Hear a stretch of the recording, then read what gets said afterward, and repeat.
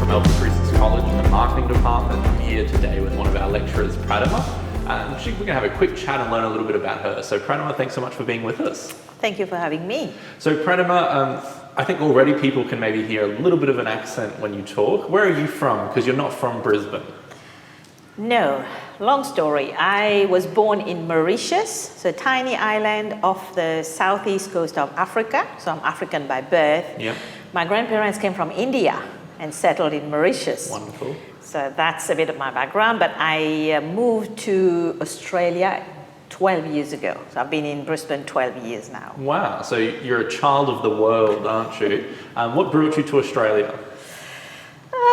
Again, long answer, short answer. Just opportunities for my children. We were going through a bit of a hard time, and I just decided to. I already had family here, Yep. so decided to check it out. I think Australia needed me rather than me needing Australia. Yeah. So because I have to say I had a very good position when I was in Mauritius, so it's not people go economic migrant or something, nothing like that. Yeah, so okay. I just felt I had to seek further opportunities, and that's why I came to Australia. So what do you actually teach here at Alphacrucis? I teach a range of subjects in the Faculty of Business. So core subjects would be business law, economics, Okay. management. You want the whole range? So Yeah, give it to us, yeah. management, organizational behavior, strategic management, marketing, Wow. advanced leadership and decision making. There's been some HR subjects in the past that we don't teach anymore, Yeah. but there was performance management, Yeah. human resource development and planning. So I think that's about 10 subjects that I have taught. Yeah. So obviously then when you're teaching those, you've got a background within some of those fields and areas. What's kind of been a little bit about your job history that's maybe set you up to uniquely teach into those spaces? For a very long time, in Mauritius, I was in the government service. So I was Okay. an executive officer in the Prime Minister's office when I left. Yeah.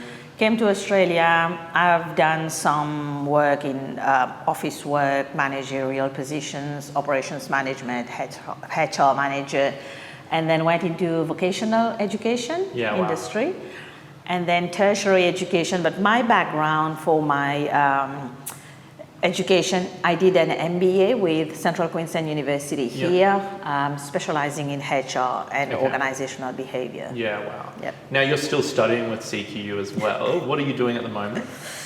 I'm doing a PhD, so what we call post-COC, so I've already passed my candidature. Okay. I'm currently writing my thesis. I have done my data collection. It's the final throes now. So. You're putting pen to paper, literally. Yes, let's say fingers to keyboard. Yeah, that's probably more appropriate, isn't it? And what's your PhD in? So it's in the allied health sector. I'm assessing rural and remote health. So looking at Australia, Northern Australia, where people don't have access to health facilities, even if we are considered as a rich industrialized country. And I'm comparing that to Bangladesh, one of the poorest countries in the world, looking at health delivery in rural and remote regions. Yeah, wow. And I know you actually visited Bangladesh. Was it earlier this year or was it late last year? Early last year, so 2019. And I was supposed to go again in April for a follow-up on that data collection and to present a paper at an international health conference. And then COVID happened. Yes, exactly. So it's now a virtual conference. It's still going on, and I'm going to present a paper at this conference, but through Zoom. Yeah, which is always engaging, as we know. I know you actually came back from Bangladesh and kind of just had a bit of a whirlwind, quite an amazing experience. Is there maybe like a small story you'd like to share with us from your time there in Bangladesh? Yeah, I went to Bangladesh. When I started the PhD, I didn't think I would have to travel. I thought, because you can do a PhD from your lounge room, from your couch, because that was my intention. And then it grew into something else, and I really wanted to go and interview people on the ground rather than read or interview people on the phone. So I went for the PhD, but I came back. It was a really very, life-changing moment, because I was on an island for a month, very remote. There's no electricity, no running water. Yeah. Very, very. I mean, I come from a very poor background, as you know, in Mauritius. That was my childhood. But I didn't understand poverty until I was there among the poorest of the poor.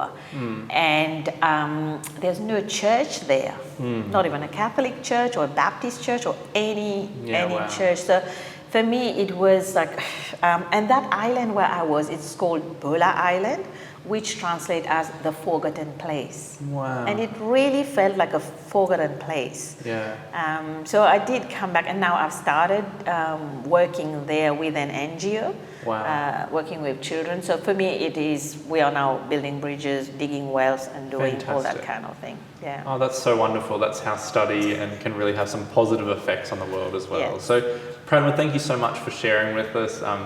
It's always fascinating to talk to you. It really is. So thank you so much. If you want to get to know Pratima anymore, take one of her classes. She listed them all before, but specifically in our Bachelor of Business program. But as you can see, she's got lots of experience, and she's a great person to be in the class with. So again, thanks so much for joining us, and it was good to get to know Pratima.